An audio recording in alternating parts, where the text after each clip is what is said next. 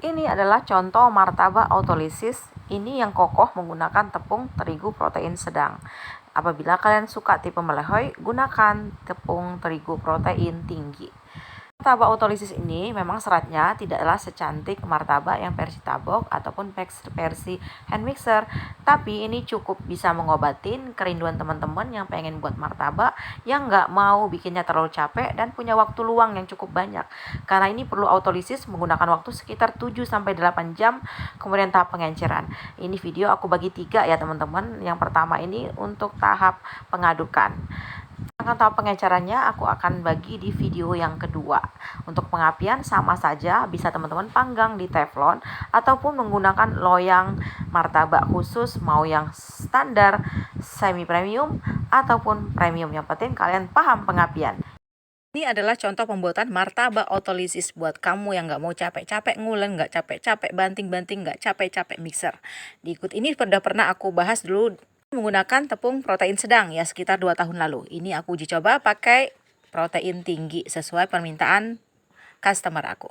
Yuk langsung aja kita buat sama-sama. Pertama tepung terigu 300 gram ditambahkan dengan tepung tapioka 50 gram.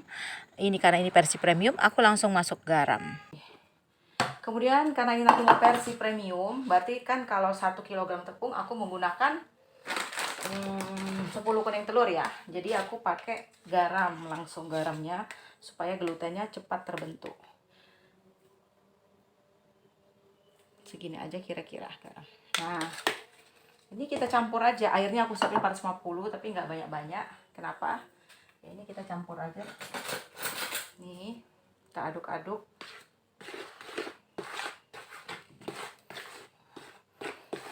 Kalau yang ekonomis tanpa telur, ingat garam jangan masuk di sini. Nanti bikin dia keras. Ini karena pakai telur, jadi garam boleh masuk langsung.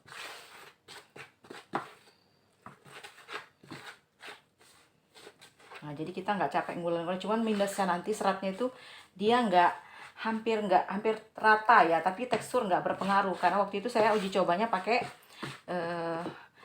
terigu segitiga biru ya, dan udah banyak di reback oleh teman-teman waktu itu yang di kelas WA. Cuman ini karena ada request dari salah satu member aku yang di Arab, ya udah aku buat lagi nih.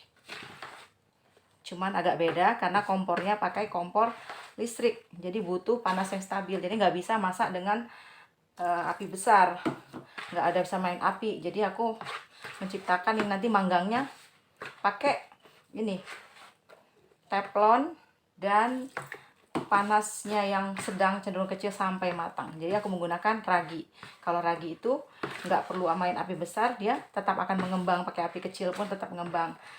Belajar dari ngambil ilmunya dari Bika Ambon ya. Jadi kalau yang pakai soda kue itu memang nggak bisa main api kecil lama. Jadi dia lebih berfungsi itu ketika terkena panas yang tinggi. Nah, ini kita mau autolisis, dia kental ya teman-teman, seperti ini. Kebesaran tempat sih yang tadi, tapi ya udah biarin aja. Harusnya yang kecil tempatnya. Ntar saya pindahin dulu ya. Cukup seperti ini aja. Nanti dia akan membentuk gluten sendiri, menjadi halus sendiri. Proteinnya memecahkan diri di sini, proses sendiri ya. Cuma bantuan dari garam sama air. Nah, kita pindah ke sini aja teman-teman ya, yang lebih kecil supaya lebih enak. Ini kita tutup. Suhu kulkas pun enggak, suhu ruang. Kalau suhu kulkas nanti malah tambah lama prosesnya. Waktu itu aku tes 3 jam ya teman-teman. Ini aku mau coba ketahanannya. Ini udah ada sih yang nyoba. Koli Bonce waktu itu nyoba 7 jam ya. 12 malahan dia, tapi saya nggak saranin. Autolisis ini 8 jam kalau saya standarnya. Paling lama 8 jam, ini sudah harus diencerkan.